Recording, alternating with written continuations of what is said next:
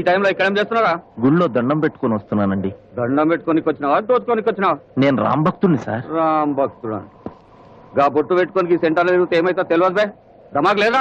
Sir నేను రోజు బొట్టు పెట్టుకుని ఈ సెంటర్ గుండానే వెళ్తుంటానండి. సార్ నిద్రపోతున్నావు బే. సిటీలో 144 సెక్షన్ నడుస్తున్నది, మత కలహాలు జరుగుతున్నాయి.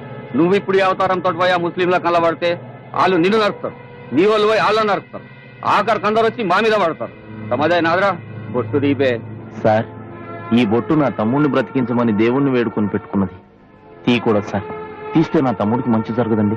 బొట్టు ఉంటే నువ్వు బతుకుండవు బే. బొట్టది సార్ ఈ బొట్టు తీసేస్తే సిటీలో మత కలహాలు ఆగిపోతాయంటే బొట్టేంటి సార్, నా తలే తీసేస్తాను. అంతేగాని గొడవ పెంచకండి. అయినా మీరు చెప్పినట్లు చేస్తే ఈ సిటీలో పెళ్ళైన ఆడాళ్ళంతా బొట్లు మెట్లు తీసేసి విధవరాళ్ళ బ్రతకాలి సార్. చాలా జ్యాదా బాత్ కడతాయి. నా చేయి పట్టుకుంటావరా? పట్టుకోరా సాలే అని.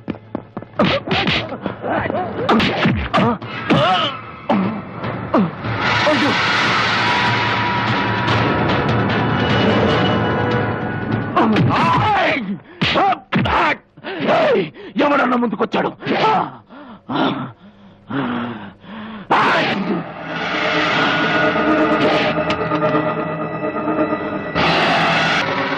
జై శ్రీరామచంద్రమూర్తికి.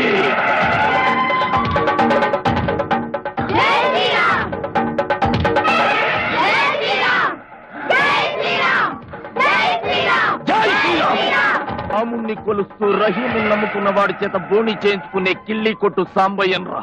నాకు ఈ మతాల గొడవలతో ఏంట్రా సంబంధం?